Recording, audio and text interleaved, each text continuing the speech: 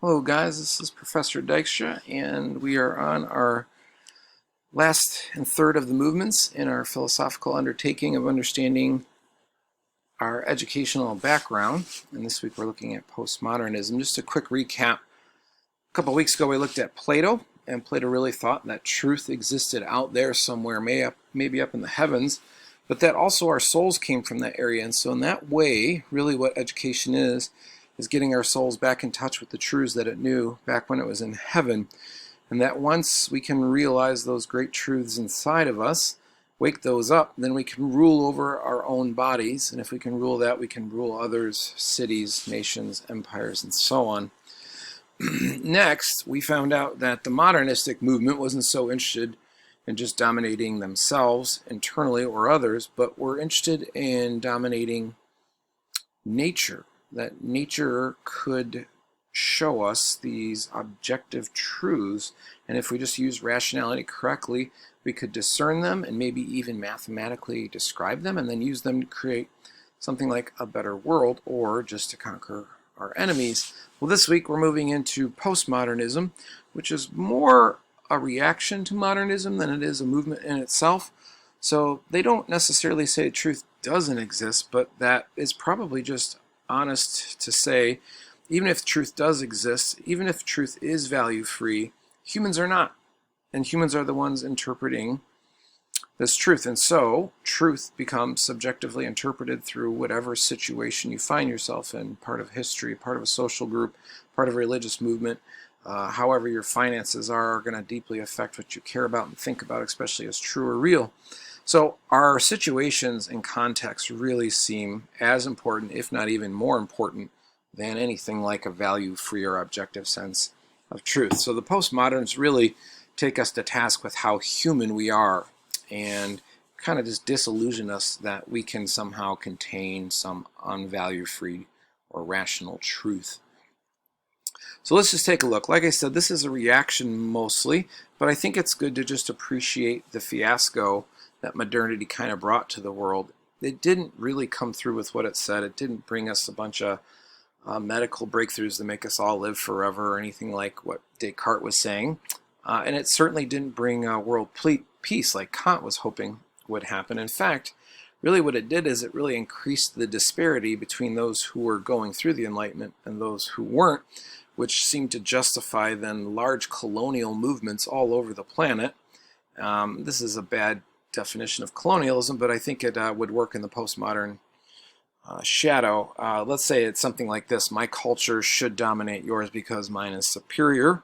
And in the end, after I give you things like roads and books and, I don't know, space shuttles, you'll thank me 100 years later after you've been conquered and we gave you all these great things like internet or Netflix or something like that. I know I'm being a little sarcastic here, but that's kind of the idea, is that postmodernists just realize we really haven't made the world a better place. We've just kind of dominated our neighbors and then made them buy our stuff.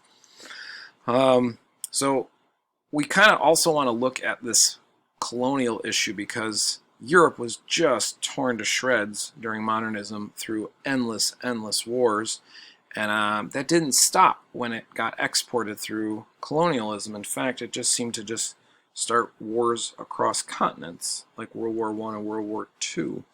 And that didn't necessarily solve a lot of problems either. It just seemed to create even larger disparities, in some cases, countries who have a lot to the countries who have very little. So the postmoderns are really trying to take us to task on some of that stuff. Struggling to get that going here. Okay. So let's take a look at it a little bit more philosophically. Postmodernism is kind of shifting centers, whereas modernism would often have things like God or scripture or rationality at its center. Now we find that postmoderns kind of say, look, those things really haven't brought forth the fruits we were hoping. They just brought forth a lot of violence and people trying to dominate others, hoping that they would thank them later, and we don't seem to be very thankful later on. And so let's try some other cores and see how this goes. And so it becomes a philosophical movement where people are just trying to fill this large vacuum. Scripture is not doing it, God's not doing it, rationality is not doing it. Let's put other things in there.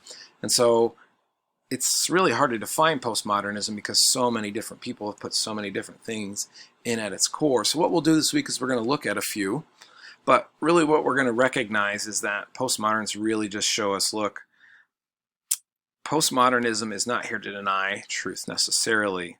For example, postmodern people are obviously using technology and science, but these Enlightenment ideals where we're going to kind of rule nature and then be happy, it hasn't worked. What it's really done is it's made us fill the earth with trash and pollution, and the colonies have brought just endless misery to so many other nations and countries who are not in the long run thanking them for this. So we want to look at that fiasco.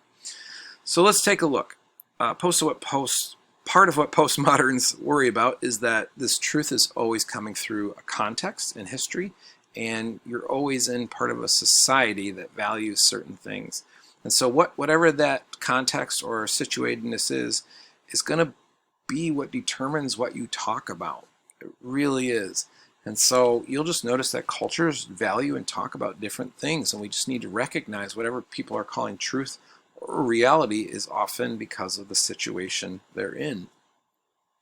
So you'll notice postmoderns now pay a lot of attention to things like gender and ethnicity and race, how much money you've got, education access and levels, and then just widely different cultural expressions. Even the notion of what a self is just so different from country to country, and the postmoderns just really want to point that out. As much as we think we've gained, we really haven't. We've just become more aware of how important our social contexts are.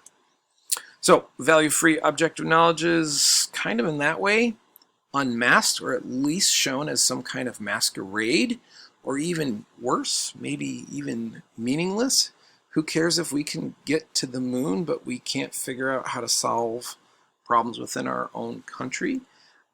Maybe these ideas of progress are just illusions that literally end up as large power plays where one culture just gets to absolutely dominate the other.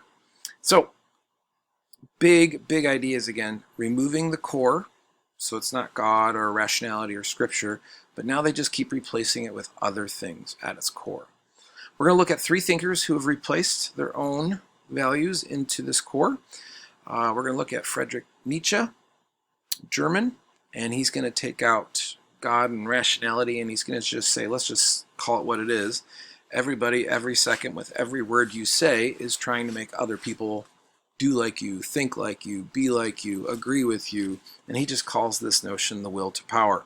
And so every last expression on this planet is a large attempt at power. Power is what brings us happiness, brings us joy. Let's just name it and claim it and figure out how to do it better. Our next educator is Paulo Freire, and he is going to get rid of the common cores of rationality or God, and he's going to replace it with humans who are going to critically attack problems.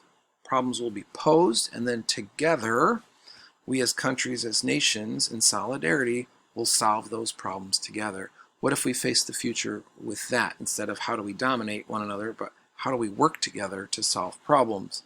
Our third will be Nell Noddings, and she is going to take out the core of modernity and replace it with an ethics of caring. What if we used every last bit of truth to help us care for our neighbors? Would the police department work better? Would schools work better? Would countries treat other countries better if we used all the gifts of modernity to care for our neighbors? So we'll take a look at those three readers this week. Just a quick rundown of each of the three. Your reading from Nietzsche this week will be your hardest. It's called The Madman. And just to give you a clue, Nietzsche is the madman. Nietzsche is from a long line of Lutherans, and he finally he quit. He broke as he was studying under the great philosopher Arthur Schopenhauer, who was a pessimist, meaning that a pessimist believes that we're not really sure we can find the meaning to life. And so with that, Nietzsche became deeply frustrated, and what he did is he reacted against his teacher Schopenhauer, and he believed that meaning could be found in embracing this will to power. So as he broke from not only Schopenhauer, he eventually broke from the notion of the church. He broke from Plato's notion of truth. He broke from Kant's notions of truth. And he just said, look, all of those theories about there's some kind of objective structure we're looking for is false. It's just not there, and we just need to embrace it. There's nothing at the center except for us trying to get our own way. So let's just do it well and embrace it and enjoy it. I don't know if this is a value judgment myself, but he's probably the most famous atheist in history, person who's rejected God and trying to replace it with something. And in the end, he's kind of remembered for phrases like that the world really has a giant issue with envy, those who have and those who don't. Those who don't, they're always envious of those who do, and they need to get over it and just find ways to seek power themselves. Stealing it from others is really not going to do it for them. They need to do it for themselves. They need to just find ways to express themselves. Our second reader, Paulo Freire, is an educator from Brazil, and his educational ideas were so dangerous, he eventually got kicked out. He grew up in the Great Depression and really did not have a very traditional education. He kind of just learned in the school of hard knocks on the streets, just messing around with his buddies. But he also found that capitalism was just absolutely wreaking problems all over the world. As the world fell into a depression and then all kinds of revolutions came over the next 30, 40 years, he really thought that capitalism was destructive. It valued capital over people. And the second you say that the purposes of businesses is to make money for our shareholders instead of serving people, businesses immediately become evil, and they lack ethics, and they'll justify just about any imaginable thing like slavery or child labor. It doesn't matter, as long as the shareholders get their money, they're happy. And he just thought this was a great evil. So he embraced a Christian version of Marxism, in which he really thought the people who own the business and work for the business need to learn how to work together. And that would change everything. It would change how schools ran, it would change how cultures ran, and eventually could change the whole world. This theory also, I can't get my computer to go again here. This theory also, sorry about that, became what's called the banking model. And he wanted to reject the banking model. He thought capitalist societies really turned schools into the idea where people at schools kind of became pacified, and you would just pour knowledge into their brains and they would not literally ever want to rise up. As long as you just kept some food and entertainment in the people, then school just becomes a way of making them, let's say, good workers. 1% of the world runs the world, owns the world, and the rest of us will get some schooling and education, and as long as we get a little bit of entertainment and food, we would never rise up and try to take over. And he just saw this as hugely degrading to the 99% of the people who barely own anything. So he really said, look, we've got to learn to work together. Our last reader is Nell Noddings, and Nell really tries to replace the idea of rationality or God at the core. Instead, she replaces it with what she calls the ethics of care. And again, she defines it this way: a person is evil if, in spite of her ability to do otherwise, she either fails to personally care for someone or prevents others from caring. What I love is that she speaks to businesses, police departments, armies, and I think she's got something here.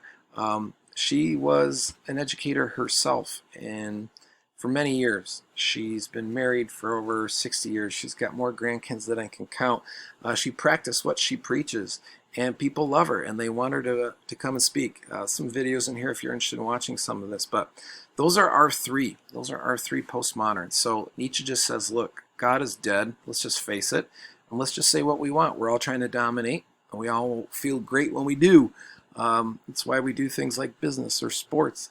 We just want to feel powerful, and so let's embrace it and do it well. Freire says, let's stop dominating each other and let's work together to solve the problems to make the world a better place. And Nell says, well, what if we replace the core with caring for each other? And in that way, we can break down wars, we can make the schools work easier, we can adapt to the needs of whoever has it, because we're all caring for one another. I hope that's helpful. I hope that gets you ready for this week.